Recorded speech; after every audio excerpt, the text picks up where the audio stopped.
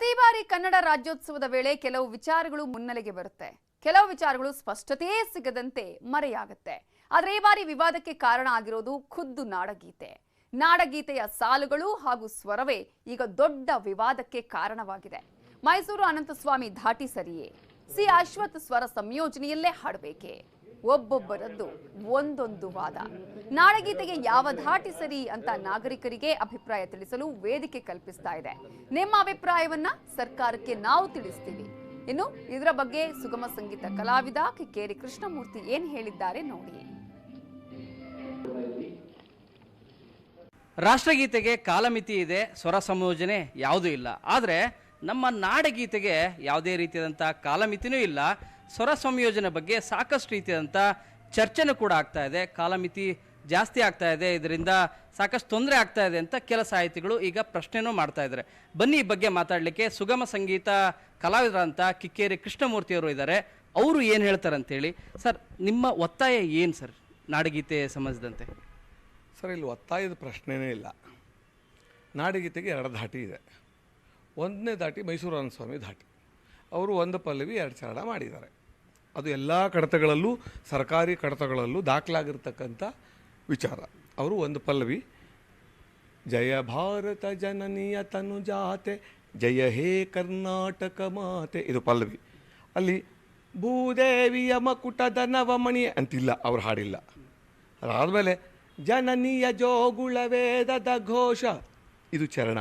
ಅದಾದಮೇಲೆ ಅವರು ನೇರವಾಗಿ ಸರ್ವ ಜನಾಂಗದ ಶಾಂತಿಯ ತೋಟ ರಸಿಕರ ಕಂಗಳ ಸೆಳೆಯುವ ನೋಟ ಅಂತ ಬರ್ತಾರೆ.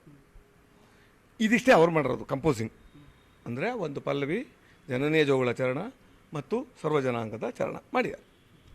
ಇದನ್ನು ಹೀಗೆ ಇಟ್ಕೋತೀವಿ ಅಂತ ಸರ್ಕಾರ ಅನ್ನೋದಾದರೆ ಏನೂ ಅಭ್ಯಂತರ ಇಲ್ಲ. ಸಭೆಯ ಒಮ್ಮತಾಭಿಪ್ರಾಯ ಏನಾಗುತ್ತೆ ಅಂದರೆ, ಜಯಭಾರತ ಜನನೀಯ ತನುಜಾತೆ ಅನಂತಸ್ವಾಮಿಯವರು ಪೂರ್ತಿ ಮಾಡದೇ ಇರೋದರಿಂದ ಅಶ್ವಥ್ ಅವರನ್ನು ಪೂರ್ತಿ ಮಾಡಿದ್ದಾರೆ. ಸ್ವರ ಸಂಯೋಜನೆನ ಜಯಭಾರತ ಜನನೇ ತನುಜಾತೆ ಹಚ್ಚೇವು ಕನ್ನಡದ ದೀಪ ಅಶ್ವಥ್ ಧಾಟಿಯನ್ನು ಹೊತ್ತಿತು ಕನ್ನಡದ ದೀಪ ಒಂದೇ ಕರ್ನಾಟಕ ಒಂದೇ ಎರಡು ಗೀತೆ ಮೈಸೂರು ಅನಂತಸ್ವಾಮಿಯವರ ಧಾಟಿಯನ್ನು ವಿಶ್ವವಿನೂತನ ವಿದ್ಯಾಚೇತನ ಎಚ್ ಕೆ ನಾರಾಯಣ ಅವರ ಧ್ವನಿಯನ್ನು ಉದಯವಾಗಲಿ ನಮ್ಮ ಚೆಲುವ ಕನ್ನಡ ನಾಡು ಪಿ ಕಾಳಿಂಗರ ಅವರ ಧ್ವನಿಯನ್ನು ಬಳಸಿಕೊಳ್ಳಬಹುದೆಂದು ಸರ್ವಾನುಮತದಿಂದ ತೀರ್ಮಾನವಾಗಿ ಹಚ್ಚೇವು ಕನ್ನಡದ ದೀಪ ಧ್ವನಿ ಸುರುಳಿನೂ ಕನ್ನಡ ಸಾಹಿತ್ಯ ಪರಿಷತ್ತು ಹೊರತರುತ್ತೆ. ಮತ್ತು ಯಾಕೆ ಗೊಂದಲ? ಯಾಕೆ ಸರ್ ಇದು ಗೊಂದಲ? ವಾಸ್ತವವಾಗಿ ಇರಲಿಲ್ಲ. ಗೊಂದಲ ಈಗ ಹುಟ್ಟಾಕಿದ್ದು. ಈಗ ಚನ್ನವೀರ ಕಣಿವೆ ಸಮಿತಿ ಮೀಟಿಂಗ್ ಮಾಡಿ ವರದಿ ಕೊಟ್ಟಿತ್ತು, ಅಲ್ಲೂ ಗೊಂದಲ ಇರಲಿಲ್ಲ. ವಸಂತ ಕನಕಾಪುರ ಕಮಿಟಿ ವರದಿ ಕೊಟ್ಟಿತ್ತು, ಗೊಂದಲ ಇರಲಿಲ್ಲ. ಎಲ್ಲ ಕಡತದಲ್ಲೂ ಇದೇ ನಮೂದಾಗಿರೋದು. ಪೂರ್ತಿ ನಾಡಗೀತೆಯನ್ನು ಅಶ್ವಥ್ ಅವರು ಮಾಡಿದ್ದಾರೆ. ಒಂದು ಪಲ್ಲವಿ ಎರಡು ಚರಣವನ್ನು ಅನಂತಸ್ವಾಮಿ ಮಾಡಿದ್ದಾರೆ.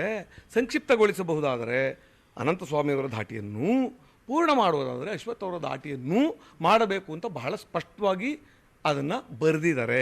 ಅದಕ್ಕೆ ಇವರೆಲ್ಲರೂ ಸೈನ್ ಹಾಕಿದ್ದಾರೆ. ಆ ಸಭೆಯಲ್ಲಿ ದೊಡ್ಡರಂಗೇಗೌಡರು ಸೈನ್ ಹಾಕಿದ್ದಾರೆ, ಮುದ್ದು ಕೃಷ್ಣ ಅವರು ಸೈನ್ ಹಾಕಿದ್ದಾರೆ. ಇದರ ಜೊತೆಗೆ ಈಗ ಒಂದು ಕಮಿಟಿ ಮಾಡ್ತು ಸರ್ಕಾರ, ಭಾಳ ತರಾತುರಿಯಲ್ಲಿ ಈಗಲೇ ಮಾಡಿಬಿಡ್ಬೇಕು, ಈ ಕ್ಷಣನೇ ಮಾಡಿಬಿಡ್ಬೇಕು ಅಂತ. ಅದೇನಾಯಿತು, ಆ ವರದಿ ಕೊಡುವಾಗ ಏನಂದುಬಿಟ್ರು ಅವರು, ಮೈಸೂರು ಅನಂತಸ್ವಾಮಿಯವರ ಸಂಯೋಜನೆಯನ್ನು ಇಡೀ ನಾಡಗೀತೆಗೆ ಬಳಸತಕ್ಕದ್ದು ಅಂತ ಮಾಡಿಟ್ಬಿಟ್ರು. ಅಂದರೆ ಸರ್ಕಾರವನ್ನು ಹಾದಿ ತಪ್ಪಿಸುವ ಕೆಲಸವನ್ನು ಈ ಸಮಿತಿ ಮಾಡಿಬಿಡ್ತು. ಯಾಕಂದರೆ ಅನಂತಸ್ವಾಮಿ ಟ್ಯೂನೇ ಮಾಡಿಲ್ಲ. ಯಾರು ಟ್ಯೂನ್ ಹೇಳ್ಕೊಡೋರು? ಈ ಕಮಿಟಿಯವರು ಒಂದು 3-4 ಜನ ಹೇಳಿದ್ರಂತೆ, ನಾವೇ ಟ್ಯೂನ್ ಮಾಡಿಕೊಟ್ಬಿಡ್ತೀವಿ ಪೂರ್ತಿನ. ಅವ್ರು ಹೆಂಗೆ ಹೇಳಿದ್ರು ಅದೇ ಥರ ಮಾಡಿಕೊಟ್ಟು ಇವ್ರು ಹೇಳ್ಕೊಟ್ಬಿಟ್ರು. ಅದು ಅನಂತಸ್ವಾಮಿದಾಗುತ್ತಾ? ಅನಂತಸ್ವಾಮಿ ಹಾಡಿರ್ಬೇಕಲ್ವಾ? ಅನಂತಸ್ವಾಮಿ ಹಾಡಿರೋ ದಾಖಲೆಗಳಿದೆ. ಅಶ್ವಥ್ ರವರ ನಾಡಗೀತೆಗೆ ಇಡೀ ನಾಡಗೀತೆಯನ್ನು ಹಾಡುವ ಸಮಯ ಕೇವಲ 2 ನಿಮಿಷ 30 ಸೆಕೆಂಡು. 2 ನಿಮಿಷ 30 ಸೆಕೆಂಡ್ಗೆ ಇಡೀ ನಾಡಗೀತೆ ಹಾಡಬಹುದಾದರೆ ಒಪ್ಪಿಗೆ ಕೊಟ್ಟಿದ್ರು ಕೂಡ ಸರ್ಕಾರ ಯಾಕೆ ಇನ್ನೂ ನಿರ್ಧಾರ ತೆಗೆದುಕೊಳ್ತಾ ಇಲ್ಲ ಕಾಲಮಿತಿ ಮತ್ತು ಸ್ವರ ಸಂಯೋಜನೆ ಬಗ್ಗೆ? ನಾನು ಸರ್ಕಾರನ ಈ ವಿಚಾರದಲ್ಲಿ ದೂಷಣೆ ಮಾಡೋಕ್ಕೆ ಹೋಗಲ್ಲ. ಯಾಕಂದ್ರೆ ಸಮಿತಿ ತಪ್ಪು ಮಾಡಿಬಿಟ್ಟಿದೆ.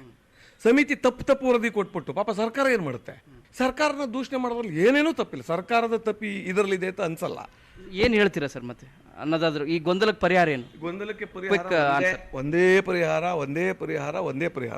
ಒಂದು, ಅವರು ಕೊಟ್ಟಿರ್ತಕ್ಕಂಥ ವರದಿ ಸುಳ್ಳು. ಪರಿಹಾರ, ಅವರ ಪೂರ್ತಿ ಮಾಡುವುದಾದರೆ ಅಶ್ವಥ್ರವರ ಧಾಟಿಯನ್ನೇ ಮಾಡಬೇಕು. ಒಂದು ಪಲ್ಲವಿ 2 ಚರಣ ಮಾಡುವುದಾದರೆ ಅನಂತ ಸ್ವಾಮಿಯವರ ಆ ಗೀತೆಯನ್ನು ಅವರು ಅಳವಡಿಸ್ಕೊಳ್ಬೋದು. ಇದರಲ್ಲಿ ಯಾವ ಗೊಂದಲವೂ ಇಲ್ಲ, ದ್ವಂದ್ವನೂ ಇಲ್ಲ, ಸುಳ್ಳೂ ಇಲ್ಲ. ಇದು ಸತ್ಯದ ಅನ್ವೇಷಣೆ. ನೀವು ಮಾಡಿರೋದು ಕೂಡ ಸತ್ಯದ ಅನ್ವೇಷಣೆ. ಈ ನಿಮ್ಮ ನ್ಯೂಸ್ 18 ಮುಖಾಂತರ ಈ ಸತ್ಯ ಜನಕ್ಕೆ ಗೊತ್ತಾಗಬೇಕು. ಅದು ನಮ್ಮ ಕಳಕಳಿ. ನಮಸ್ಕಾರ. ಇದು ಕಿಕ್ಕೇರಿ ಕೃಷ್ಣಮೂರ್ತಿಯವರ ಅಭಿಪ್ರಾಯ. ಬೆಂಗಳೂರಿಂದ ಕ್ಯಾಮರಾ ಪರ್ಸನ್ ಶಿವಪ್ಪ ಜೊತೆ ಶರಣು ಹಂಪಿ, ನ್ಯೂಸ್ 18 ಕನ್ನಡ.